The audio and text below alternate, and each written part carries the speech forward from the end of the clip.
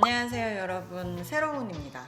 오늘은 오랜만에 온 만큼 40대 싱글 직장인들의 이 현실적인 고민들에 대해서 이야기를 좀 해볼까 해요. 이제 30대와 달라진 점 위주로 중간중간에 저의 꿀팁들이 나오니까 꼭 끝까지 시청해주세요.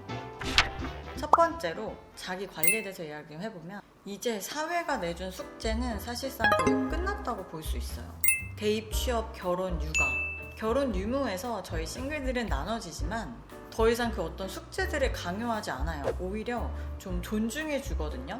결혼 얘기할 때도 조심스럽고, 아 이게 너의 라이프 스타일이구나 하고 생각해 주는 것 같아요. 그래서 그만큼 책임감이 더 따라오는 것 같아요.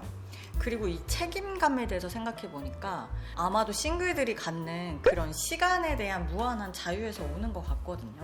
육아로 힘든 친구들에 비해서 시간이, 혼자 있는 시간이 훨씬 더 많아진단 말이에요.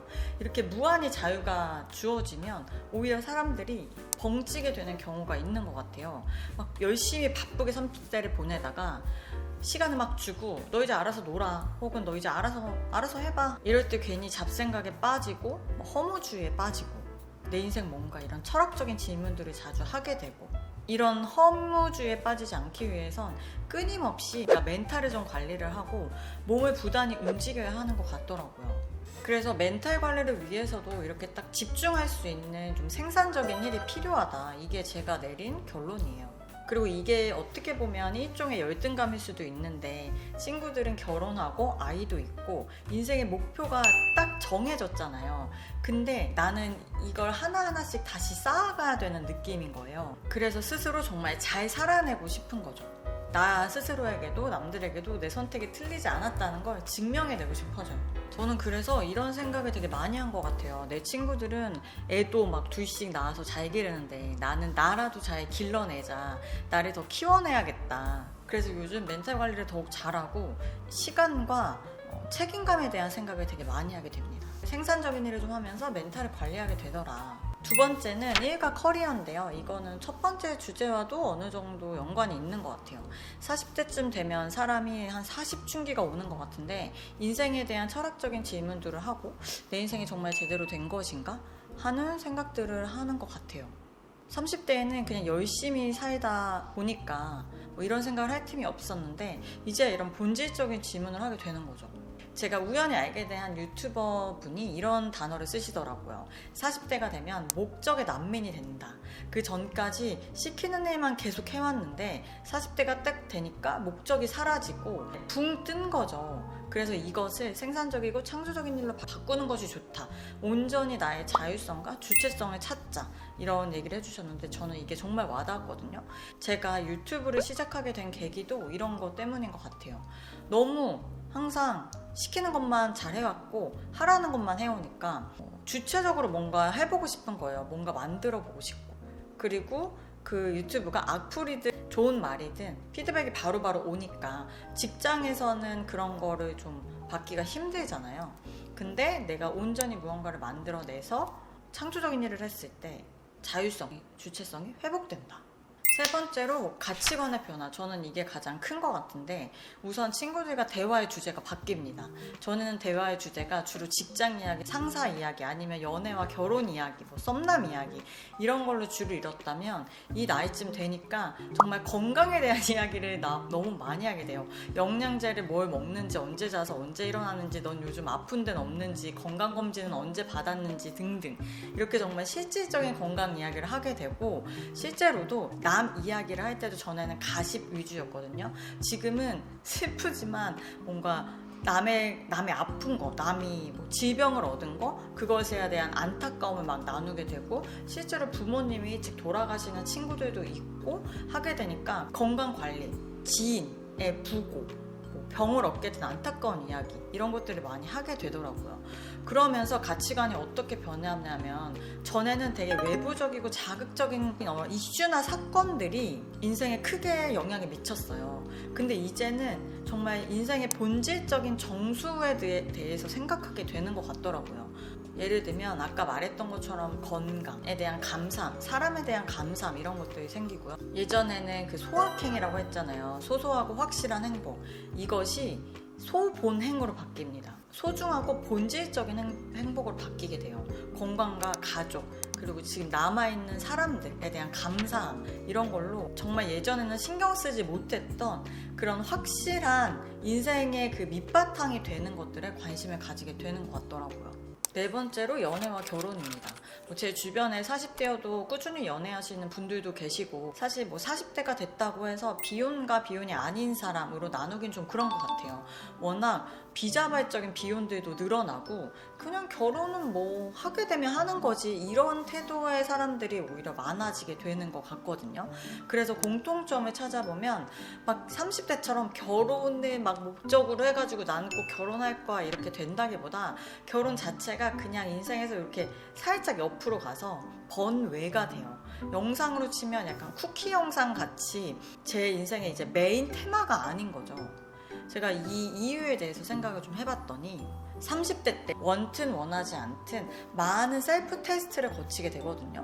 모태솔로든 아니든 연애를 많이 한 사람이든 많이 못한 사람이든 소개팅도 좀 하게 되고요. 썸도 많이 타게 되고, 이렇게 자꾸 테스트의 기회를 거치면서 자연스럽게 나에 대한 데이터베이스가 쌓이게 되는 것 같아요. 그래서 원래 본인은 본인을 잘 모르더라도 자기 객관화도 좀 되고, 헛발질하는 연애를 하면서 미러링 효과도 좀 나고, 이렇게 연애하면 안 되는구나, 아니면 이런 사람은 나랑 잘 맞지 않구나, 아니면 이런 사람을 나는 좋아하는구나 하는 스스로에 대한 DB가 좀 쌓이면서 나를 좀 알아가게 되는 것 같아요. 이렇게 나름 나만의 빅데이터가 생기면서 나는 이런 사람이야, 아니면 나는 이걸 좋아하는 사람이야 하는 자기 확신이 확고하진 않아도 어느 정도 늘어나게 된다. 혼자 할 수 있는 능력도 좀 길러지고, 나에 대한 정보도 쌓이면서 난 결혼이 맞는 사람이야, 맞지 않는 사람이야 판단도 좀 하게 되고, 이대로 가면 그냥 혼자 살아도 괜찮겠는데 하는 마음도 생기고, 난 포기야, 요런 마음의 변화들이 좀 뚜렷하게 생기는 거죠. 30대는 많은 사람들이 막 결혼을 위해 막 우르르 달려왔다면 40대는 다 내려놓고 난 이런 사람이니까, 난 이런 사람하고는 맞지 않으니까 하면서 내려놓으면 실천하게 되는 게 바로 40대인 것 같아요. 마지막으로 인간관계에 대해서는 소중한 내 사람 한 2-3명 붙잡고 간다, 이런 말이 저희실이 공감이 되더라고요. 전에는 막 얕고 다양한 관계들을 많이 만났다고 한다면 40대에 대해서는 정말 익숙한 사람, 아니면 소중한 사람, 아니면 내가 존경할 만한 사람, 내가 배울 수 있는 사람만, 그 정말 필수적인 내 사람만 남게 되는 것 같아요. 저도 옛날에는 내 사람 했을 때 도대체 내 사람이 뭐야 이런 생각을 많이 하게 됐는데, 지금 남아있는 사람들이 이제 내 사람이 된 것 같아요. 자잘한 스트레스 받는 인간관계 이런 게 자연스럽게 사라지고 각자의 길로 이제 쪼개지고 가면서, 굳이 만나서 스트레스 받는 사람, 찝찝한 사람, 쟤를 만나면 기분이 별로야, 이런 친구들, 나를 질투하는 친구들 모두 다 저절로 사라지게 되고, 정말 내가 아직도 좋은 감정을 나눌 수 있고 편하고 긍정적이고 이런 가족 같은 사람들만 남게 되는 거죠. 그래서 오히려 인간관계로 크게 스트레스 받진 않게 되는데, 이건 직장도 마찬가지인 것 같아요. 연륜과 경험이 좀 쌓이다 보니까 나를 보호하는 법도 터득하고, 웬만하게 사람에 대해서 대처하는 유도리도 좀 생기고, 이런 게 바로 경험과 연륜이 아닐까, 이런 생각을 많이 했거든요. 그럼에도 불구하고 여전히 어떤 사람을 만나면, 혹은 친하지 않은 사람이라도 되게 부정적인 감정이 계속 남는 경우가 있더라고요. 제가 되게 좋아하는 유튜버인데 자꾸 이 사람이 너무 싫어지는 거예요. 그럼 저는 감정 얘기를 써봐요. 근데 이 사람 왜 싫어할까 해서 끝까지 물고 가다 보면 그 끝에는 결국 저 안에 있는 제가 몰랐던 어떤 잘못된 신념들이나, 아니면 나도 몰랐던 무의식에 있는 믿음들, 사람은 이래야 돼, 예를 들면 사람은 정직해야지, 아니면 A는 B여야만 하지, 이런 것들과 되게 직면하게 되더라고요.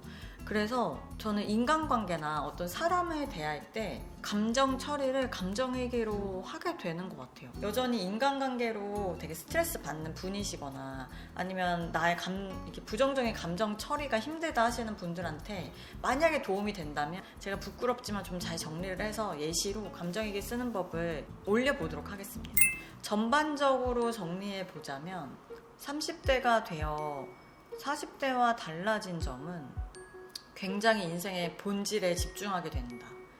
그리고 싱글일 경우에 나에 대해서 정말 생각을 많이 하게 되고 앞으로의 인생을 어떻게 살지에 대해서 치열하게 오히려 더 고민을 하게 된다. 그리고 작은 것에 감사하고 작은 것에 행복을 느끼고 30대 때 정말 몰랐던 그 기초적인 것들을 많이 배우게 된다. 이 정도가 아닐까 싶어요. 오늘은 5가지에 대해서 정리를 해봤는데 여러분들에게 조금이나마 공감이 되고 도움이 됐으면 하는 바람입니다. 저는 또 빠른 시일 내에 오겠습니다. 다음에 또 뵐게요. 새로운이었습니다. 안녕.